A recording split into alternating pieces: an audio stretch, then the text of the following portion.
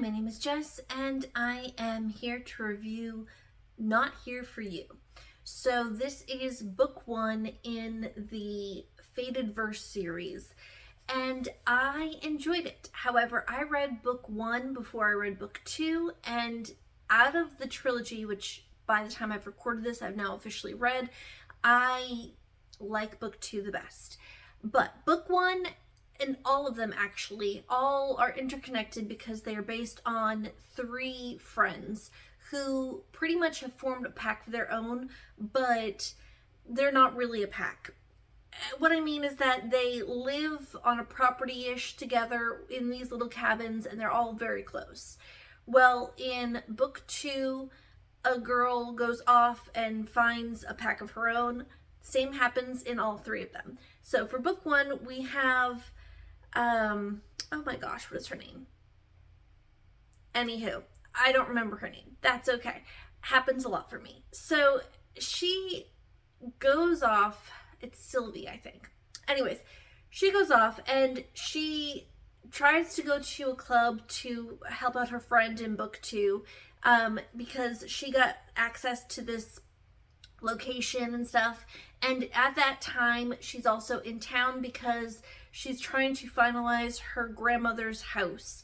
Her grandmother was the only one that she had left in her life, and she and her grandmother really disliked each other and didn't, I mean, I'm not sure if her grandmother disliked her, but she really acted like a bee and did not get along with this girl at all. And it was mostly because her grandmother wanted to be high society, and that forced her into a lot of situations that didn't work out for her.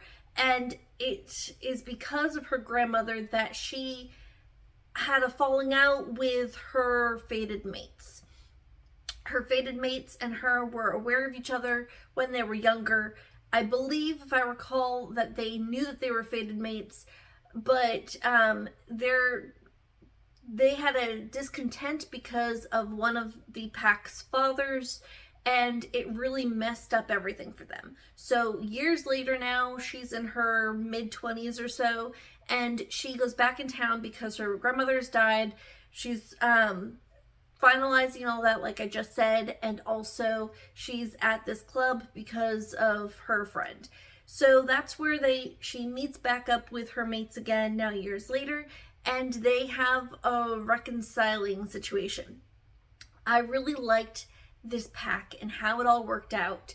The big third-party situation I didn't like, though, and I'm not a fan of the ending. I mean, it all worked out and such, but this setup really was hard for me to deal with, and I really disliked the parents / grandparents in this scenario, because of course you get the backstory and you get it like the previous past excerpts situation, so you can at least have an idea of what happened.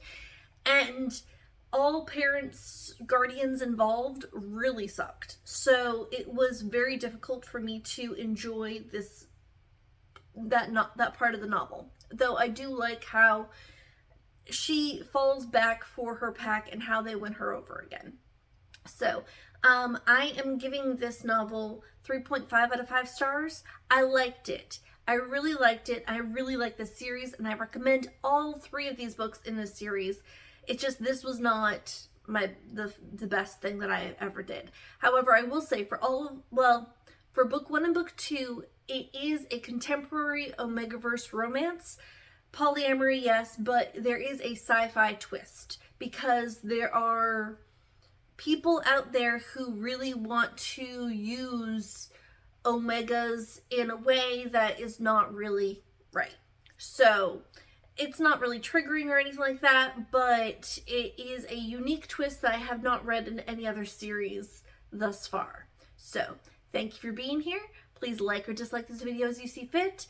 Please let me know if you've read this novel or any of the series books and which out of the three you enjoyed the best. Like I said, book two was my favorite. Anyhow, I like all of the main females in this series, or this trilogy, and I recommend you checking them out too. Again, thank you for being here. Have a good day.